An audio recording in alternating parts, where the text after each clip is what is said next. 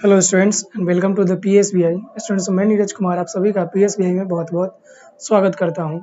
तो आज का जो चैप्टर हमारा होने वाला है ये क्लास 8 का चैप्टर 7 है, जो बहुत ही इंटरेस्टिंग चैप्टर है। जिस चैप्टर का नाम क्या है, सेल के बारे में हम लोग पढ़ने वाले हैं। अब ये सेल होता क्या है आइए हम लोग देखेंगे इस क्लास में, और यही चीज़ हम लोग समझेंगे कि सेल क्या होता है, तो उसके बारे में हम लोग बारीकी से जानेंगे। देखिए, सबसे पहले हम लोग जानेंगे कि सेल का मतलब होता है कोशिका। ठीक है, सेल का मतलब क्या होता है, कोशिका। और हम सभी को पता है कोशिका जो है हमारे जीवन की आधारभूत और संरचनात्मक इकाई है, यानी कि यूनिट है, जिससे हमारा पूरा सेल जो है, हमारा पूरा बॉडी जो है, यही सेल से मिल करके बनता है। The unit of living material. ठीक है, सेल के बारे में कहा गया है, पहला टॉपिक हमें पढ़ना है। फर्स्ट हम लोग को पढ़ना है the unit of living material. जो भी लिविंग मटेरियल है उनके जो क्रियात्मक या फिर उनकी जो इकाई है, यूनिट का मतलब क्या होता है, उसका जो इकाई है वो क्या है। कह रहा है कि look at a tiny piece of animal और प्लांट थ्रू माइक्रोस्कोप। आ रहा है कि किसी भी पौधे या किसी भी जानवर के जो छोटे से पार्टिकल्स को अगर आप माइक्रोस्कोप से देखते हैं तो क्या होगा, you will see that is made by of a large number of teeny parts। तो हम लोग क्या देखेंगे कि वो जो बना हुआ है ना, वो बहुत छोटे छोटे पार्ट मिल करके, जो बहुत बड़ी संख्या में छोटे छोटे पार्ट मिल करके बने होंगे। Each of this part is called cell. और ये एक एक पार्ट को क्या बोला जाएगा, सेल बोला जाएगा। तो सेल क्या हो गया, cell is the unit of living material. Cell क्या हो जाएगा, जितने भी लिविंग मटेरियल होते हैं ना उनके यूनिट हो जाएंगे, यानी कि उनके इकाई होते हैं, उसे हम लोग क्या बोलते हैं, सेल बोलते हैं। A plant is made of a cell. एक प्लांट, एक पौधा जो होता है वो भी क्या होता है, सेल से मिलकर के बना होता है। An animal is made of a cell. और एनिमल भी क्या होते हैं, सेल से मिलकर के, कोशिका से मिलकर के बने होते हैं। एवरी प्लांट और animal is made of one और मोर सेल। अब दुनिया में जितने भी प्लांट और जितने भी एनिमल होते हैं ना, ये सभी किससे मिलकर के बने होते हैं, ये सभी सेल यानी कि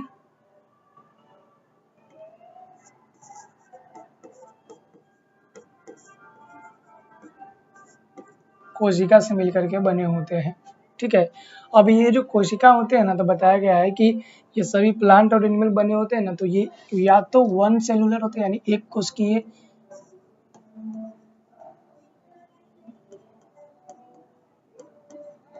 एक कोशिका से मिलकर बना होगा, या फिर बहु कोशिकीय होगा, बहु कोशिका से मिलकर के बना होगा। ठीक है, the cell unit may be compare to the bricks with the are use to be build house. मतलब कह रहा है कि सेल जो होता है, कोशिका को हम लोग कंपेयर कर सकते हैं किससे, तो कोशिका को हम लोग कंपेयर कर सकते हैं ब्रिक्स यानी कि ईंटा से। जैसे कि देखिए, जैसे एक एक छोटे छोटे ऐसे ईंट सभी मिल करके क्या होते हैं, एक बहुत बड़े दीवार का निर्माण करता है ना।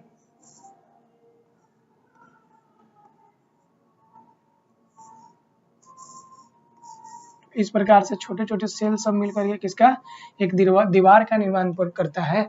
उसी प्रकार ये जो ब्रिक्स है, ब्रिक्स मीन्स क्या होता है, ईंट होता है।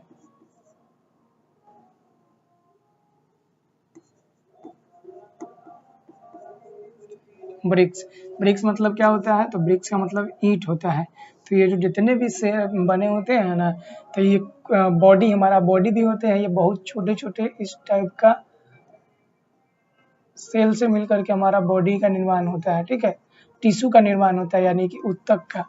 तो सेल को हम लोग कंपेयर कर सकते हैं एक ब्रिक्स से। जैसे कि एक बड़े से बिल्डिंग बनाने के लिए ब्रिक्स का इस्तेमाल किया जाता है, उसी प्रकार से हमारा एक बड़ा सा जो बॉडी बनता है, इसे बनाने के लिए सेल को उपयोग में लिया जाता है।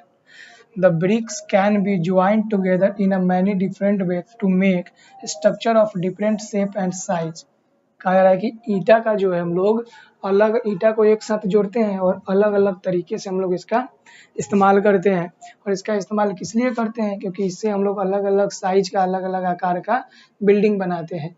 इन much the same way all organism are made of different arrangement of cell.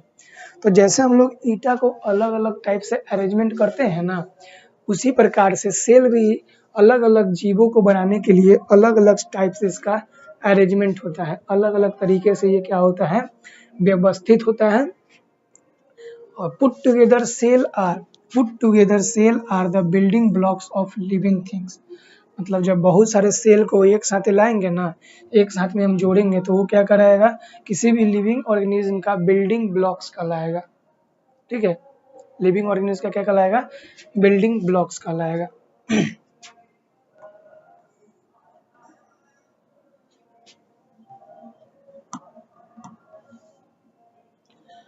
Cell is living unit. एक सेल क्या है, एक छोटा जो सेल जो होता है, देखिए ये सेल है, इसको बहुत छोटा होता है, लेकिन इतना माइक्रोस्कोप में ऐसे जूम करके आपको बताया गया है। तो a cell is a living unit. एगो सेल जो होता है, बॉडी का एक जो सेल होता है, ये क्या होता है, लिविंग यूनिट होता है, सजीव होते हैं। Each cell in a organism live its on life. किसी भी ऑर्गेनिज्म में, किसी भी जंतु में एक सेल जो है वो अपना खुद का जीवन जीता है। ठीक है, प्रत्येक सेल अपना खुद का जीवन जीता है। जैसे कि हम इंसान हम अपना जीवन जी रहे हैं और दूसरा इंसान को भी अपना जीवन जी रहा है, उसी प्रकार से हमारे बॉडी में जितने भी सेल लगे हुए हैं वो प्रत्येक सेल अपना जीवन जीता है और अपना मृत्यु भी प्राप्त करता है सेल। अब वो एक सेल क्या करता है, it takes in oxygen, digest food, produces energy and expels waste. It keep itself alive and reproduce itself. तो एक कोशिका क्या क्या काम कर सकता है, तो एक कोशिका अपने जीवन जीने के लिए ऑक्सीजन लेता है, खाना का पाचन करता है, एनर्जी को प्रोड्यूस करता है, एनर्जी का निर्माण करता है, और उसके अंदर जो भी वेस्ट मटेरियल होते हैं ना, उस वेस्ट मटेरियल को अपने बॉडी से बाहर भी निकालता है, फिर अपने आप को जीवित रखता है और अपने क्या करता है, रिप्रोड्यूस करता है, यानी कि प्रजनन भी एक जो सेल होता है अपने आप को प्रजनन भी करता है।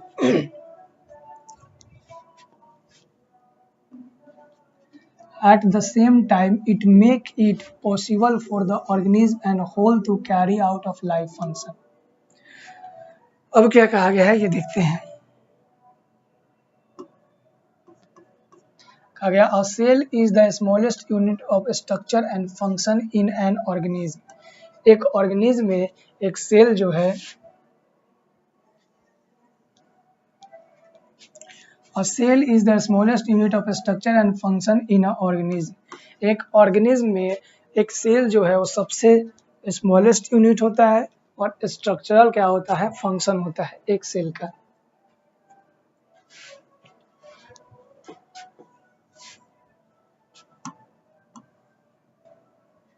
You cannot see most cell with the unaided eye. You need to microscope to see the cell. कहा जा रहा है कि कोशिका को हम लोग जो है ना अपने नंगी आंखों से हम लोग नहीं देख सकते हैं। उस कोशिका को देखने के लिए किस चीज की आवश्यकता होगी, तो उसे देखने के लिए हमें माइक्रोस्कोप यानी कि सूक्ष्मदर्शी की आवश्यकता होगी। This instrument was introduced to you in chapter 2. The object to the see in a place whole or a section of a slide. The slide is placed on the stage of microscope, which is the focus. अभी जो microscope के बारे में हम लोगों ने chapter 2 में पढ़ा हुआ है, उसके अंदर क्या होता है, एक स्टेज होता है जिसके ऊपर में हम लोग जिस चीज़ के ऊपर सेल को देखना है उस चीज़ को डालते हैं और माइक्रोस्कोप को उसके ऊपर फोकस करते हैं, जिससे क्या होता है, हम लोगों को वो चीज़ दिखाई देता है। Preparation of a microscope slide. अब हम लोग देखेंगे माइक्रोस्कोप का जो स्लाइड बनाते हैं वो कैसे बनाएंगे उसके बारे में। Preparation of a microscope slide. A slide is an oblong of a clear glass usually 3 inches by 1 inch 1.2 mm thick. जो माइक्रोस्कोप स्लाइड जो होता है ना, वो एक क्लियर ग्लास होता है, लगभग 3 इंच और 3 इंच 1 इंच 1 और 1.2 mm का थिकनेस उसका होता है उस स्लाइड का। ठीक है, बेसिकली ये ग्लास का इस प्रकार से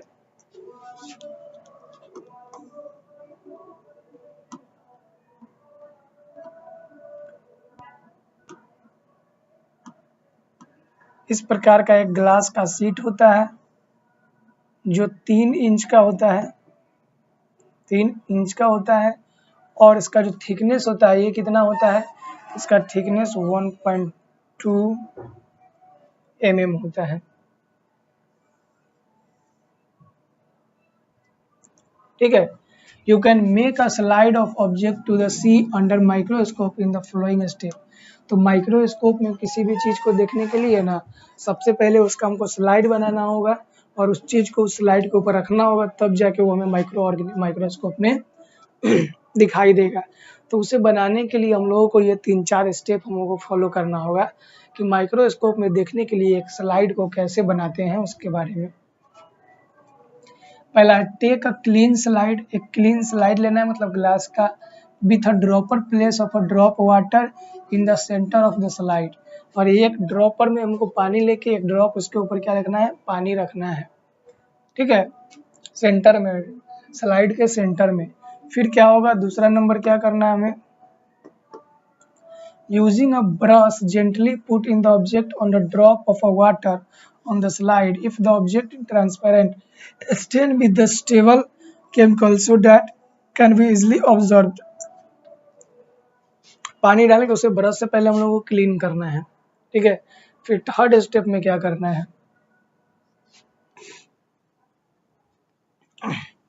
hold a cover slip vertically touch the edge of the water drop. अब एक यहाँ पे कवर स्लिप लिखना है और उसे वर्टिकली डाल के उसके एज से वाटर को टच करना है। Gently break down the cover slip on to water, और वाटर के ऊपर से कवर स्लिप को लगाना है। फिर 4 नंबर में क्या करना है, remove any water that may come from under the cover slip with a piece of blotting paper. अब ब्लोटिंग पेपर से उसको क्या करना है, preparation of microscope slide, blotting paper से उसके ऊपर क्या करना है, पीस ऑफ, एक ब्लोटिंग पेपर का पीस इसके ऊपर डाल देना है। उसके बाद the slide is now ready for the view. अब क्या हो जाएगा, हमारा स्लाइड जो है रेडी हो गया, जिसे हम माइक्रोस्कोप के नीचे में डाल सकते हैं। कुछ बातें नोट में हमें बताया गया है, N oblong is a flat shape with the our straight slide angles 90 degree one another and other longer than its bite। एक को 90 डिग्री पर रखना है, दूसरे को वाइड एंगल पे हम लोगों को रखना है।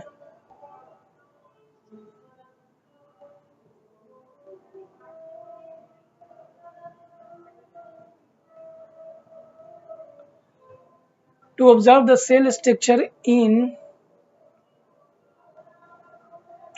Onion skin. अब हम लोग को यहाँ पे बताया गया है, यहाँ पे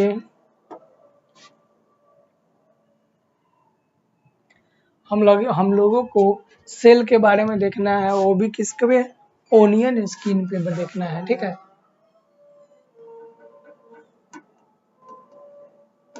ओनियन स्किन के बारे में। ठीक है, तो आप लोग सेल को ऐसे समझ सकते हैं, ओनियन कैसा होता है, ये प्याज होता है,